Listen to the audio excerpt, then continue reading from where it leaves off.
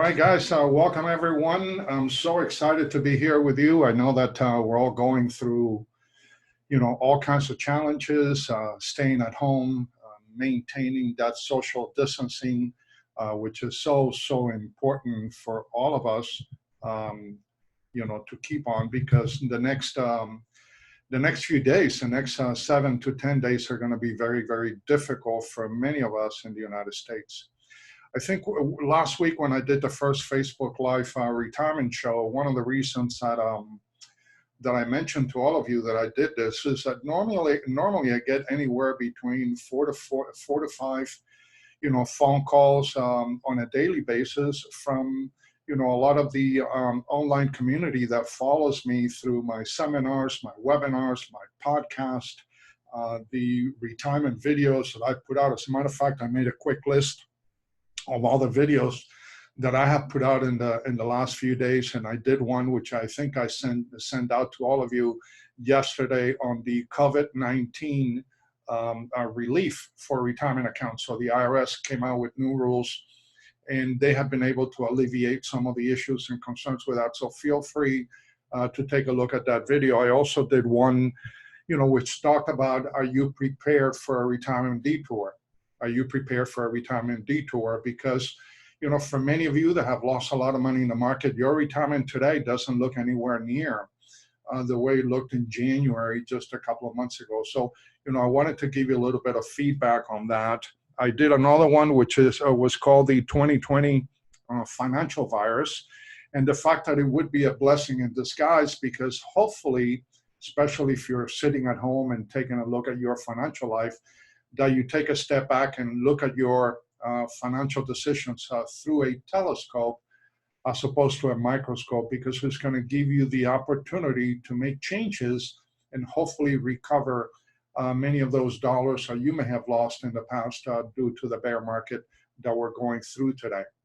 My feeling is that this is going to go a little bit longer than everyone expected it to. This is going to be a catalyst, I feel, because, there are going to be issues with real estate. There are issues with unemployment right now, right off the bat. By the way, for those of you, I was trying to help a client yesterday go through the unemployment application online for the state of Florida, and it's worthless. It kicked me out 32 times, and I haven't talked to the clients today, so I don't know if they were able to get it done. But it's a major problem there. But, there may be some other things. A lot of the businesses are going to have to go into bankruptcy.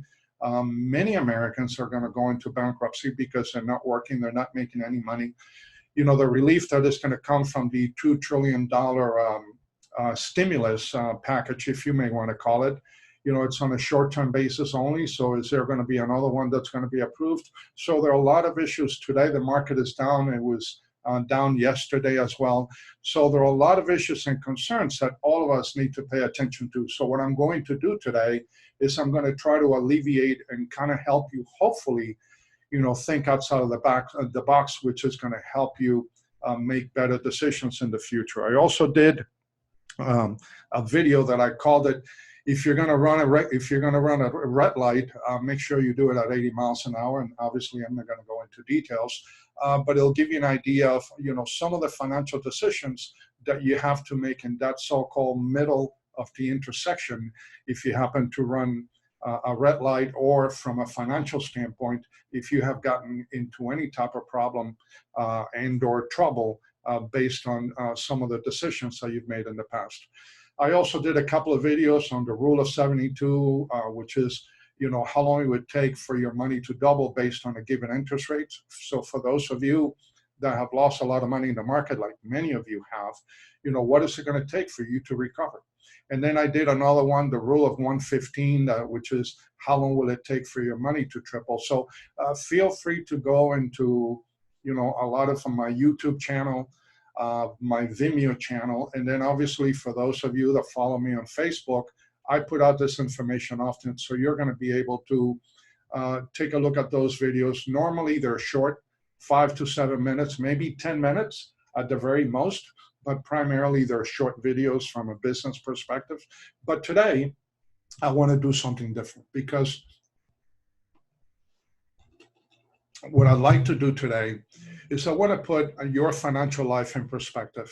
And I want to talk to you. I like to make analogies. And last week I told you that today, and I gave you an overview last week of what this show is going to be all about. But I also mentioned last week that today I wanted to spend time talking to you about the mountain analogy. And I like to use analogies because a lot of the stuff that I do for my clients, because of the fact that I'm a retirement strategist and also a tax planner, comes, it's quite complex, it's cumbersome to do. So what I try to do is I try to simplify it for my clients. Now I have to do all the due diligence in the back end, but for most of my clients, I want to simplify it, because if you can get to simplify, and if you can get to understand a financial concept as an analogy, then it's going to stay in your mind, it's going to stay in your brain, it's going to register, and then you're going to be able to do something along those lines. So what I'd like to do today is I want to give you a description of the difference between the accumulation of assets as you're working prior to retirement, and then the distribution of assets once you retire. But I want to do this from an analogy standpoint, and I want to use the Mount Everest analogy, which is the tallest mountain in the world. And I've done a lot of reading about about Mount Everest, and how I think it's 29,029 feet in height. So it's an enormous mountain. So I want to start to apply that to retirement distribution planning and retirement planning, so you can get a feel of what I'm talking about. What I can tell you today is that the vast majority of your advisors, number one, they're not calling you today, they're not talking to you. Number two, they're not going to have the ability to have this discussion that I'm having with all of you today, because they don't have a tax background and they don't have a retirement background. So let's start with the process of this analogy so you can understand it from a business perspective. I hope you enjoy it. Stay tuned, because it's going to make a lot of sense to all of you once all of this is set and done. Now, let's say that all of us got together and we wanted to climb Mount Everest. Number one, we better get in good shape. So we're going to start training. We're going to start running, lifting weights, doing exercises. You're going to try to go to local mountains and start doing some mountain climbing. Now, obviously, we don't have any of those in South Florida, but for many of you that follow me throughout the United States, you have that ability. You're also going to want to buy the best possible equipment and start thinking about retirement as I'm talking to you about these things, and I'll mention that in a minute. But you're going to want to buy the best possible equipment in order to be able to utilize it once you get to the mountain. Now, for those of you that may not know this, the cost to climb Mount Everest, obviously travel time and the expenses of traveling and buying tickets and so forth, could be anywhere between $30,000 and $55,000 a year. Now, once we all get to the mountain, at the bottom of the mountain, and remember, we're in pre-retirement right now because we're climbing that retirement mountain that I call Mount Everest. We're going to have to, number one, hire a guide. In those terms, at Mount Everest, they call the guides Sherpas. So you're going to have to hire a Sherpa. Most of us are going to interview the Sherpa. And one of the questions that I may ask is, well, can you take us to the top of the mountain? And if a Sherpa says to me, Bert, I can take you and your group, which all of you would be part of this group, I can take you to the top of the mountain, I just don't know if I can bring you back down. The question that I would ask all of you here is, would you be hiring that Sherpa to get you to the top of the mountain and then hopefully make it all the way back down? I would probably think we wouldn't, because I want to make certain that if I'm going to hire a Sherpa, that he or she has done this many a times and that they can get me up to the top of the mountain and get me back down. Now, when you look at climbing Mount Everest from a retirement standpoint, think of it as on your retirement side, as you're climbing the mountain, you're still employed. You may be a W-2 employee, you may be self-employed, you may own a company and have a combination of both. You're putting money away in your 401ks and your IRAs. You're building your retirement nest egg. You're building your business. If you're in the real estate market, you're probably buying rental properties and so forth. So you're doing a lot of things as you're climbing down that mountain prior to getting to the summit. Now, I would describe the summit as your retirement age. And for each and every one of us, that summit may be different. So for instance, in my case, I own two companies, Cambridge and Gables, and I have no intentions of retiring because I love what I do every single day. I have never worked a day in my life because I love what I do. Now, for some of you, you may want to retire at the age of 60. Some of you may want to retire at the age of 65 or 70. Some of you may want to retire and start your own business, or you may want to retire and start working part-time. So for each and every one of us, retirement looks totally different. By the way, if you're married, it would be important for you and your wife and your spouse and your husband to have this discussion, because you'd be surprised how many families come to see me for retirement advice. And at the end of the day, once we start going through this retirement and the mountain climbing analogy, you know, the husband wants to do something and the wife wants to do something else. Or there may be a disparity of age. I have a number of clients where one of the spouses is anywhere between 10 to 15 years younger. So the rules of engagement totally change at that point in time. But going back to the mountain analogy, so we're putting money away. Now, as you're climbing the mountain, what are some of the things that you're considering? A, how much money are you putting away? B, what accounts are you investing your money into? C, what kind of rate of return are you getting on those accounts?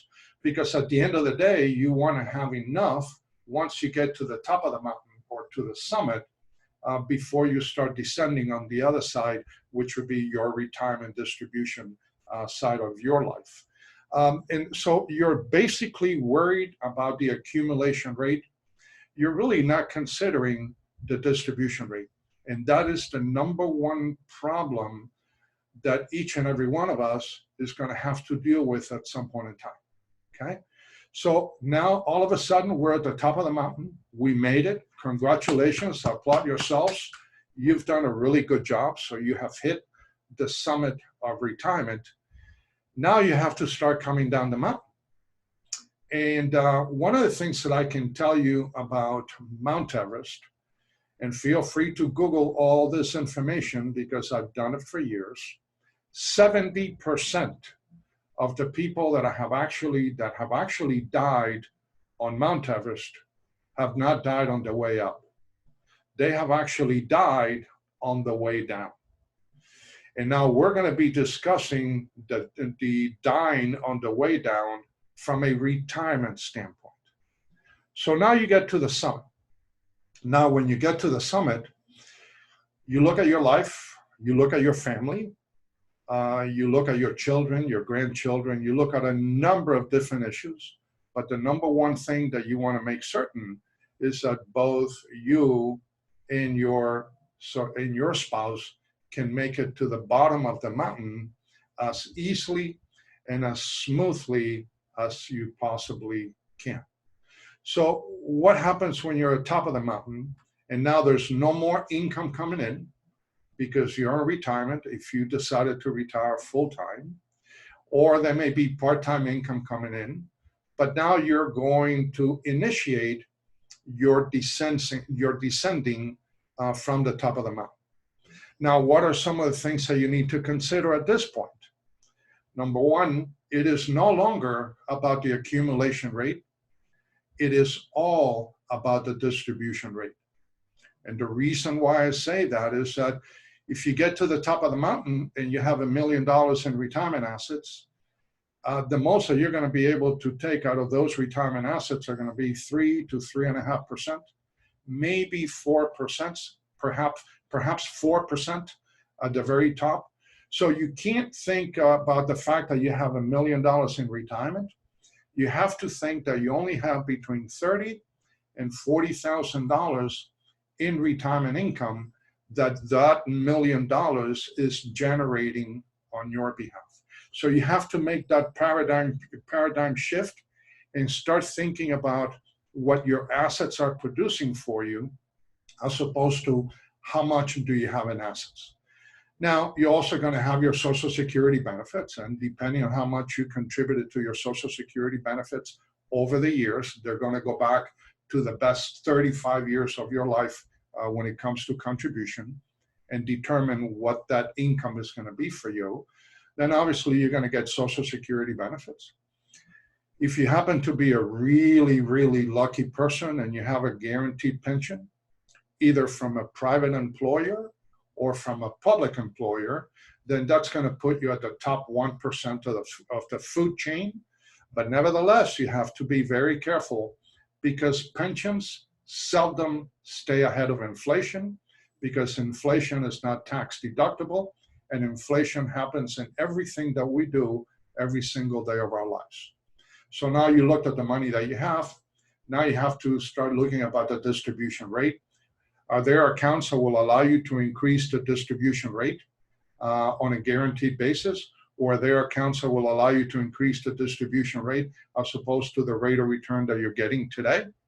Those are conversations that I would argue that none of your advisors have ever had with you.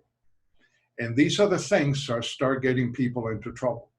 Because now all of a sudden you start to come down the mountain. So you have to worry about the distribution rate. You have to worry about the taxation rate at retirement.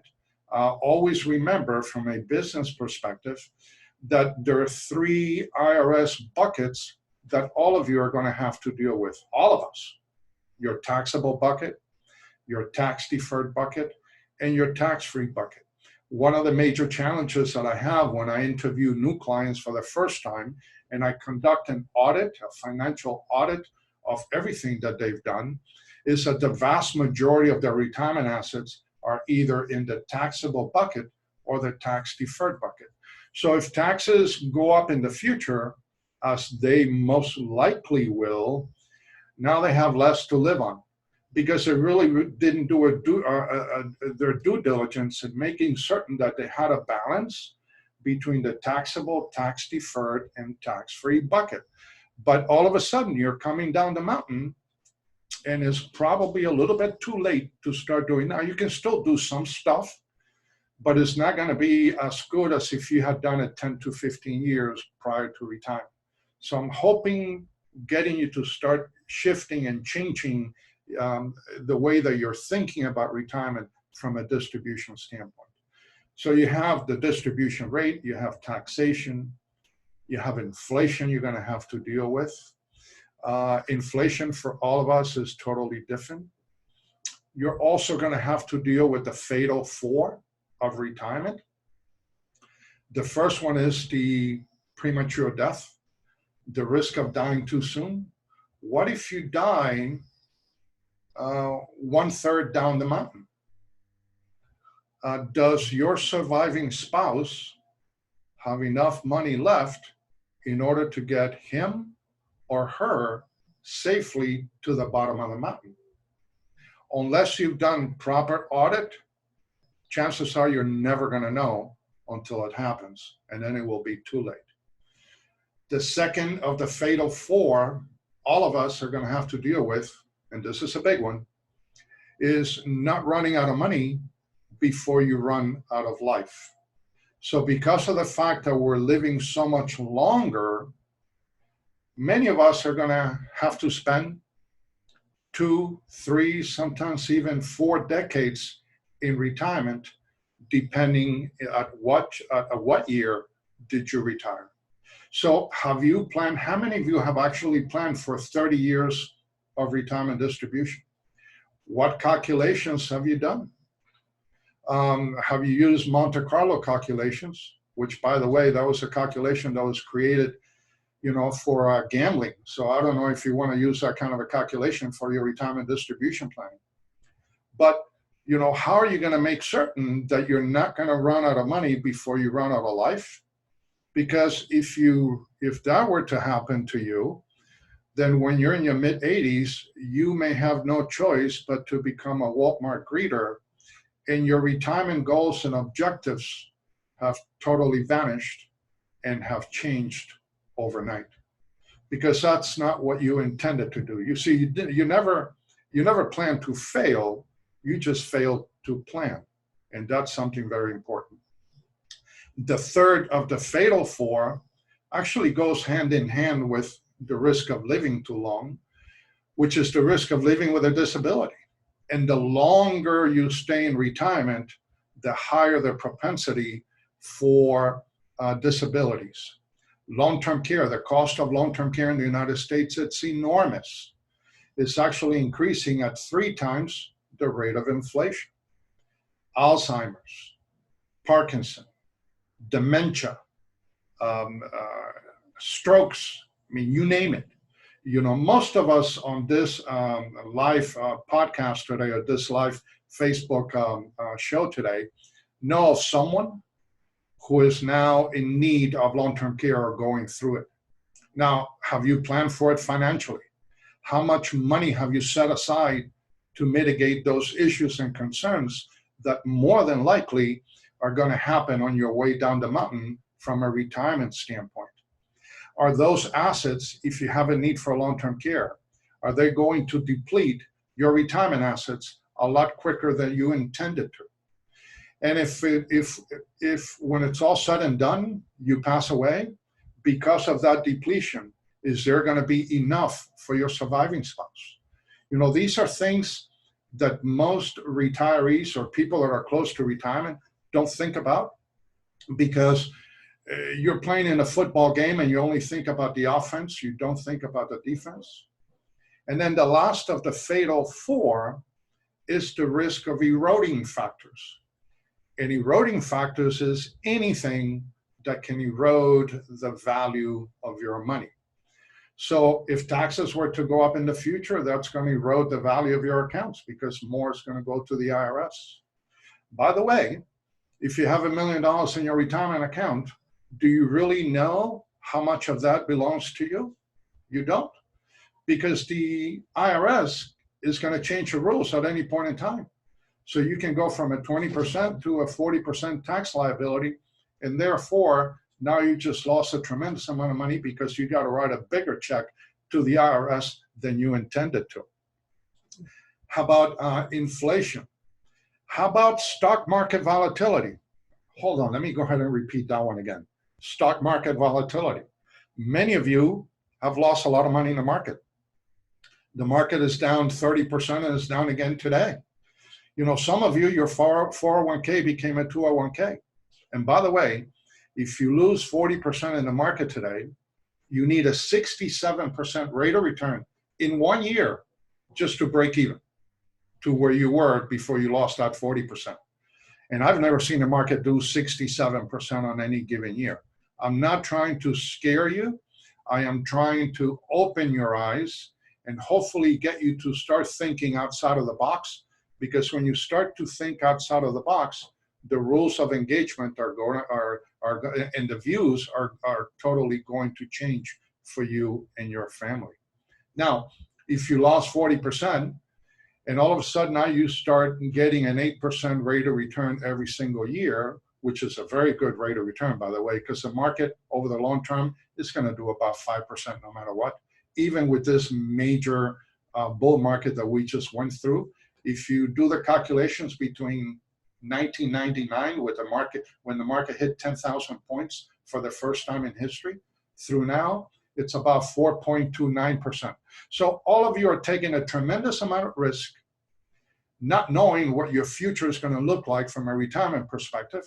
For a what? For a 4.3%, 4.5%, let's say at the very most, or 5% at the very most rate of return?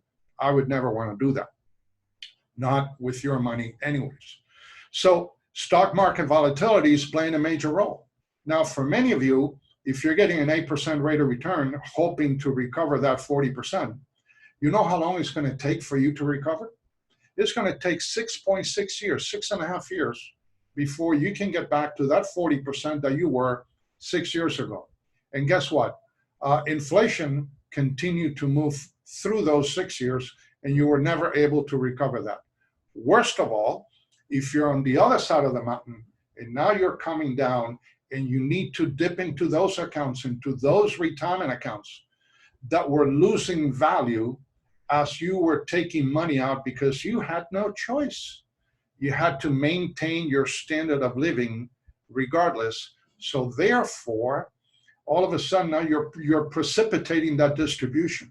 You're compounding the problem because you're taking money out of assets that are losing value every single day. So one of the main things that you need to consider as you look at your current portfolio today is what percentage of the assets that you have guarantees on your assets and on your principal. And I would argue that if you're 50 years of age, 50% of your money should be in guaranteed accounts. Now, with the upside potential to do well, obviously, but they should be on a guaranteed basis because you're age 50, so it should be 50%. If you're 60 years of age, it should be 60%. If you're 70 years of age, it should be 70%, should be there on a guaranteed basis for you and for your family. Then you continue coming down the mountain because all of these propensity to consume, that's another eroding factor. Stuff happens. If you own a piece of property, a roof has to be replaced, furniture, refrigerators, all kinds of things, automobiles. So you have to continue to factor those things in because life happens and tomorrow is promised to no one. So in order for you to make it safely down the mountain, you have to make certain in so many different ways that you do proper calculations in which you're going to be able to manage the fatal four, not only for yourself, but also for your family. So the risk of dying too soon, the risk of living too long, the risk of living with a disability, which many of us are going to encounter. By the way, if you're 65 years of age today and you're married and both of you are fairly healthy, there's a 70% probability that one of you is going to have a need for long-term care at some point in time in the future. Now you can go out and get the fatal four, or at least reduce the risk of the fatal four, and that's where a comprehensive tactical retirement blueprint comes into play when it comes to looking at your retirement distribution. Now, when I did that video that I shared with you that I said it was the 2020 financial virus, that it would be a blessing in disguise, well, perhaps it is, because I'm hoping that after this conversation that we're having, that all of you are going to go back to your assets, to your statements, to your retirement accounts, and figure out where you're at. Because if you don't know how much money on a guaranteed basis you're going to have coming to you at some point in time in the future, then the question is, well, do you really have a retirement plan? I would argue you don't. What you have is a hope plan, except for the problem that hope is not a financial strategy. So what I try to do for many of my clients is I try to save them from themselves. Now, I can help everyone, but I can't save everyone. I also said to you that over the last several weeks, I've been getting anywhere between 12 to 15 calls a day from people that follow me on my podcast channel, or that follow me on my YouTube channel, my webinars, my Vimeo channels, my Facebook. So these are individuals that are part of my online community, and they're reaching out to me because their advisors are not reaching out to them. See, your advisors don't want to talk to you today unless they happen to be exceptional. And if they are, please make sure you thank them on my behalf, because the vast majority of them don't want to talk to you. Because you're going to be asking, well, what am I going to do next? Am I going to go to cash? If you go to cash, when do you get back into the market? Do you get back in the market now that you're scared? Do you get back in the market when the market is up 10%? 15%, 20%. And if you wait, then perhaps you have already lost that potential increase of 10, 15, 20% because you were so scared to get back in that you didn't know what to do next.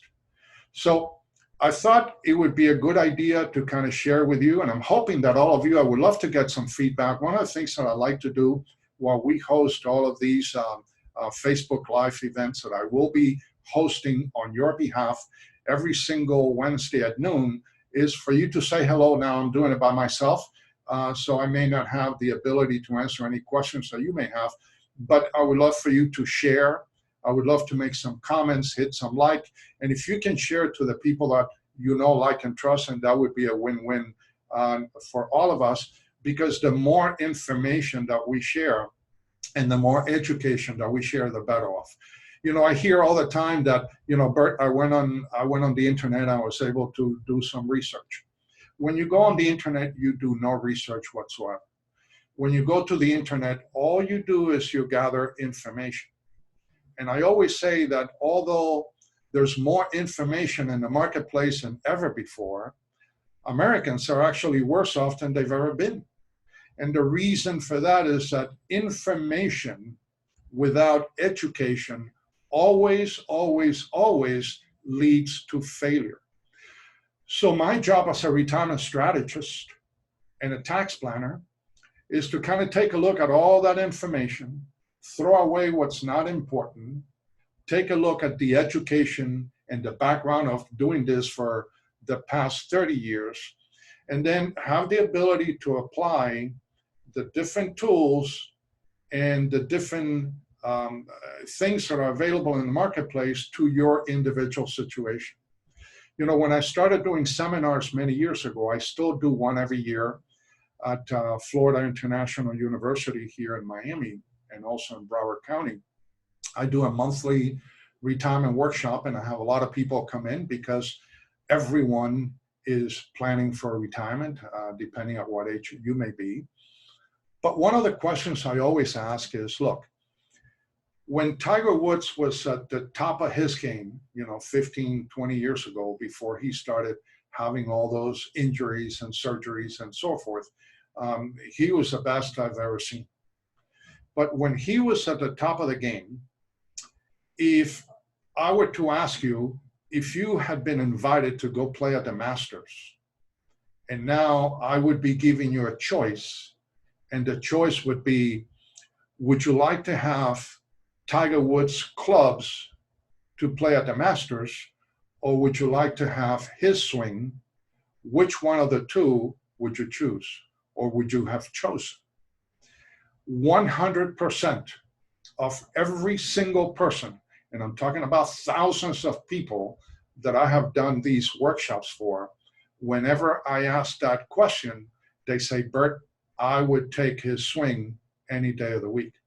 So what I'm trying to tell you with this analogy is that many times it's not the tools that you have, it's not necessarily the products that you have, but it's the swing, the process of preparing your retirement distribution plan and knowing how to play the course, the golf course or the retirement course from a business perspective.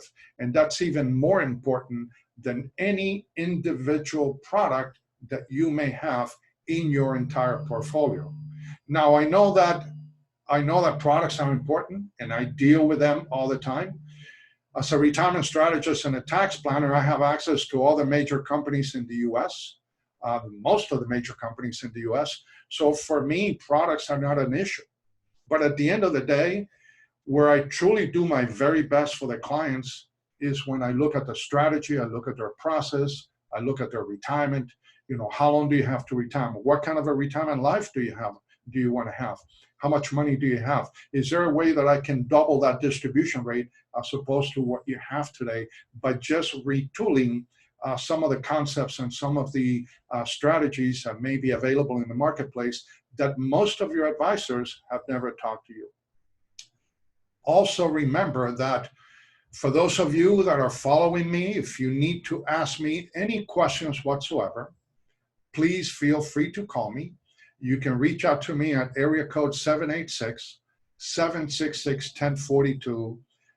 You can also feel free to send me an email, and you can send me an email at Bert, B-E-R-T, at gablestaxgroup.com, and I'll be more than happy to schedule a 30-minute video conference with you. By the way, my company and I went online, almost 4 years ago, so most of the business that we do is online anyways, so we don't even need to see each other in person. And I'll be able to answer any questions that you may have. There's no obligation and there's no cost to you, because at the end of the day, we're in this, all of us, we're in this together. And I do very well in my business, I do very well in my practice, but it's also very important for me to give back. Always remember that my number one goal for each and every one of you that are listening to me today is to kind of help you change the way that you see things, because when you change the way that you see things, the things that you see change. So thanks very much for giving me a few minutes of your time today on this Facebook Live retirement show. And I'll see you again next week. Stay safe, maintain your distance, and good luck to you and your family. Take care. Bye-bye, guys.